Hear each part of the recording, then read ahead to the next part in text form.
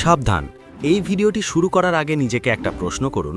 আগামীকাল যদি আপনার চাকরিটা চলে যায় বা ব্যবসায় বড় লস হয়, তবে আপনার পকেটে কি এতদিন সংসার চালানোর মতো টাকা আছে, নাকি আপনাকেও 10 দিনের মাথায় কারো কাছে হাত পাততে হবে? পরিসংখ্যান বলছে আমাদের দেশে 90% মানুষ, হ্যাঁ 90% মানুষ সারা জীবন গাধার মতো খাটার পরেও শেষ বয়সে গিয়ে নিঃস্ব হয়ে যায়। কেন জানেন? কারণ স্কুল কলেজে আমাদের ত্রিকোণমিতি বা মুঘল সাম্রাজ্যের ইতিহাস শেখানো হয়েছে, কিন্তু টাকার সবচেয়ে ভয়ঙ্কর গোপন সূত্রটি শেখানো হয়নি। আপনি কি জানেন আপনার পাশের ফ্ল্যাটের সেই সাধারণ দেখতে ছেলেটি যে আপনার চেয়ে কম বেতন পায়, সে হয়তো আগামী 5 বছরেই কোটিপতি হতে যাচ্ছে, আর আপনি ঋণের জালে আটকে হাবুডুবু খাবেন? পার্থক্যটা কোনো লটারির টিকিট নয়, পার্থক্যটা হলো একটা মাত্র গোপন কোড, 50-30-20 রুল। আজকের এই ভিডিওতে আমি আপনাদের হাতে সেই জাদুর চাবিটা তুলে দেব, যেটা ব্যবহার করে আপনি জিরো থেকে হিরো হতে পারবেন। আগামী 8 মিনিটে আমরা শুধু থিওরি কপচাবো না, আমরা দেখব কিভাবে আপনার বর্তমান বেতন বা আয়কে এই গোপন সূত্রের মাধ্যমে মাত্র 5 বছরেই ফিনান্সিয়াল ফ্রিডম বা আর্থিক স্বাধীনতা অর্জন করা যায়। তাই সিট বেল্ট বেঁধে নিন, কারণ আজকের এই ভিডিওটি আপনার জীবনের মোড় ঘুরিয়ে দিতে পারে। চলুন গল্পের ছলে বিষয়টা বোঝা যাক।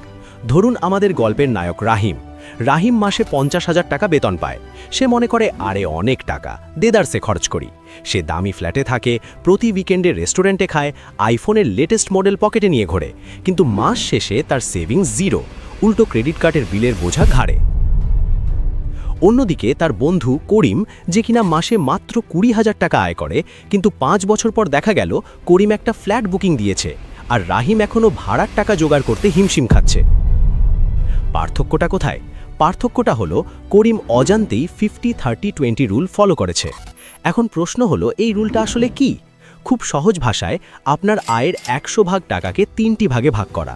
প্রথম ভাগ 50% যা যাবে আপনার নিডস বা প্রয়োজনে, দ্বিতীয় ভাগ 30% যা যাবে আপনার ওয়ান্টস বা শখে, আর শেষ এবং সবচেয়ে গুরুত্বপূর্ণ 20% যা যাবে সেভিংস বা সঞ্চয়ে। শুনতে সহজ মনে হচ্ছে, কিন্তু এর প্রয়োগ করতে গিয়েই আমরা ভুল করি। চলুন প্রথমে 50%-এর বা নিডসের গভীরে যাই। নিডস মানে হলো সেই খরচগুলো যেগুলো না করলে আপনি বাঁচবেন না বা সমাজে চলতে পারবেন না, যেমন বাড়ি ভাড়া, চাল ডাল বাজার খরচ, বিদ্যুৎ বিল, যাতায়াত খরচ বা অসুস্থ হলে ওষুধ কেনা। বর্তমান বাজারে জিনিসের যা দাম, তাতে অনেকেই বলবেন, ভাই আমার তো 50%-এ কিছুই হয় না, উল্টো 70-80% চলে যায় শুধু সংসার চালাতেই। এখানেই থামুন। যদি আপনার আয়ের 50%-এর বেশি শুধু বেঁচে থাকার খরচেই চলে যায়, তাহলে আপনাকে দুটি কাজ করতে হবে। হয় আপনার লাইফস্টাইল ডাউনগ্রেড করতে হবে, নয়তো ইনকাম বাড়াতে হবে। লাইফস্টাইল ডাউনগ্রেড মানে আপনি যদি 15,000 টাকার বাসায় থাকেন, তবে 10,000 টাকার বাসায় শিফট করুন। যদি রোজ উবারে যাতায়াত করেন, তবে বাসে যান।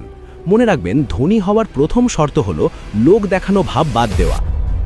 বিল গেটস বা মার্ক জাকারবার্গকে দেখেছেন কখনো অহেতুক দামি কাপড় পরে ঘুরতে? তারা সিম্পল থাকেন, কারণ তারা জানেন সম্পদের আসল মানে ব্যাংকের ব্যালেন্স, গায়ের জামা নয়। এবার আসি দ্বিতীয় ভাগে, যেটা হলো 30%, আপনার ওয়ান্টস বা শখ। এই জায়গাটাই হলো আমাদের পকেট কাটার আসল ফাঁদ। ওয়ান্টস মানে হলো সেই সব জিনিস যা আপনার জীবনকে সুন্দর করে, কিন্তু না থাকলেও আপনি মারা যাবেন না, যেমন নেটফ্লিক্স সাবস্ক্রিপশন, দামি ক্যাফেতে কফি খাওয়া, ব্র্যান্ডের জুতো কেনা বা হুট করে কক্সবাজার ট্যুর দেওয়া। আমরা প্রায়ই নিডস আর ওয়ান্টসের মধ্যে গুলিয়ে ফেলি।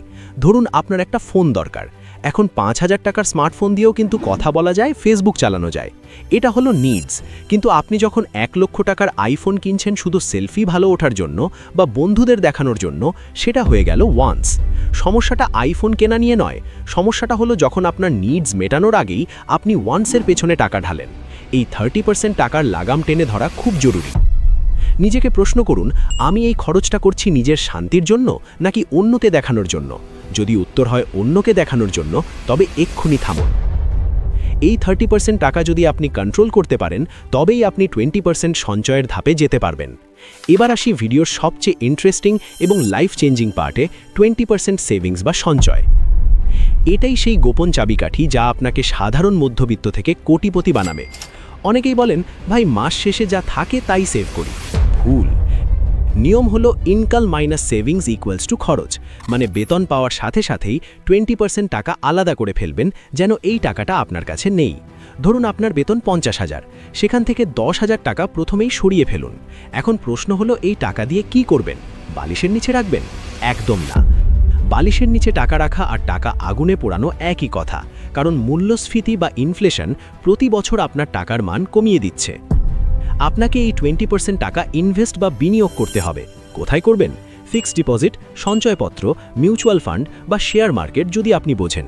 চলুন একটা জাদুর অঙ্ক দেখি, যাকে বলা হয় কম্পাউন্ড ইন্টারেস্ট বা চক্রবৃদ্ধি মুনাফা। আইনস্টাইন একে বিশ্বের অষ্টম আশ্চর্য বলেছিলেন। ধরুন আপনি প্রতি মাসে মাত্র 5,000 টাকা করে জমা নেন এবং সেটা এমন কোথাও ইনভেস্ট করলেন যেখানে বছরে 10-12% রিটার্ন পাওয়া যায়। আপনি যদি এটা টানা 20 বছর চালিয়ে যান, আপনি জানেন আপনার কাছে কত টাকা থাকবে? প্রায় 40 থেকে 50 লক্ষ টাকা। আর যদি টাকার পরিমাণ একটু বাড়িয়ে 10,000 করেন, তবে সেটা 1 কোটিরও উপরে চলে যাবে। চিন্তা করতে পারছেন? মাত্র 10,000 টাকা প্রতি মাসে সরিয়ে রেখে আপনি কোটিপতি হতে পারেন শুধু সময়ের সঠিক ব্যবহার করে। কিন্তু আমরা কি করি? আমরা ভাবি ধুর 5 বছরে আর কি হবে। আর এই ভাবনার কারণেই আমরা শুরুই করি না।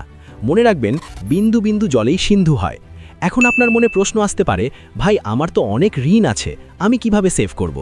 যদি আপনার মাথায় ঋণের বোঝা থাকে, বিশেষ করে ক্রেডিট কার্ডের লোন বা চড়া সুদের লোন, তবে এই 20% টাকা দিয়ে আগে লোন শোধ করুন, কারণ লোনের সুদ আপনার ইনভেস্টমেন্টের লাভের চেয়েও ভয়ঙ্কর। লোন শোধ হয়ে গেলে তারপর পুরো দমে ইনভেস্ট শুরু করুন। এছাড়া ভিডিওর এই পর্যায়ে আমি আপনাদের একটা প্রো টিপস দিতে চাই, সেটা হলো এমার্জেন্সি ফান্ড। বিপদের কোনো হাত পা নেই, হঠাৎ চাকরি চলে যেতে পারে বা বড় কোনো অসুখ হতে পারে, তাই আপনার অন্তত 3 থেকে 6 মাসের সংসার খরচের সমান টাকা ব্যাংকে আলাদা করে রাখুন। এই টাকাটা কিন্তু ওই 20% সেভিংস বা ইনভেস্টমেন্টের অংশ নয়, এটা আপনার লাইফ জ্যাকেট। এখন আপনি হয়তো ভাবছেন, এত সব হিসাব আমি কিভাবে রাখব? খাতা কলম নিয়ে বসে থাকব? না ভাই, এখন ডিজিটাল যুগ। প্লে স্টোরে অনেক ফ্রি অ্যাপ আছে, মানি ম্যানেজার অ্যাপ। সেখানে প্রতিদিনের খরচ এন্ট্রি দিন, মাস শেষে অ্যাপই আপনাকে গ্রাফ করে দেখিয়ে দেবে আপনি কোথায় কত খরচ করেছেন। তখন আপনি অবাক হয়ে দেখবেন, আরে আমি শুধু ফুড পান্ডায় অর্ডার করেই মাসে 5,000 টাকা গচ্ছা দিয়েছি। এই রিয়েলাইজেশনটা খুব জরুরি। বন্ধুরা, ধনী হওয়া কোনো রকেট সায়েন্স নয়, এটা হলো ডিসিপ্লিন। 50-30-20 রুল আপনাকে সেই ডিসিপ্লিনটাই শেখায়। এটা স্কুলে শেখানো হয় না, কারণ আমাদের শিক্ষা ব্যবস্থা আমাদের ভালো কর্মচারী বানাতে চায়, ভালো ইনভেস্টর নয়। কিন্তু আজ আপনি এটা জানলেন। এখন চয়েস আপনার। আপনি কি আগামী 5 বছরও এভাবেই কাটিয়ে দেবেন, নাকি আজ থেকেই আপনার আয়ের 50-30-20 ভাগ করে ভবিষ্যতের দিকে পা বাড়াবেন? মনে রাখবেন, গাছ লাগানোর সবচেয়ে ভালো সময় ছিল 20 বছর আগে, আর দ্বিতীয় সবচেয়ে ভালো সময় হলো আজ। তাই আজই শুরু করুন। আপনার পকেটের প্রতিটি টাকার হিসাব রাখুন, টাকা আপনার হিসাব রাখবে। আশা করি আজকের এই ভিডিওটা আপনাদের ফিনান্সিয়াল লাইফে একটা বড় পরিবর্তন আনবে। যদি মনে হয় এই তথ্যগুলো আপনার কোনো বন্ধু বা আত্মীয়ের উপকারে আসবে, তবে অবশ্যই ভিডিওটি শেয়ার করুন। আর হ্যাঁ, কমেন্টে জানান আপনার আয়ের কত শতাংশ আপনি সেভ করতে পারেন, 5, 10 নাকি 20। আমি সবার কমেন্ট পড়ব। দেখা হবে পরের ভিডিওতে। ততক্ষণ পর্যন্ত ভালো থাকুন, সুস্থ থাকুন এবং স্মার্টলি ইনভেস্ট করুন। আল্লাহ হাফেজ।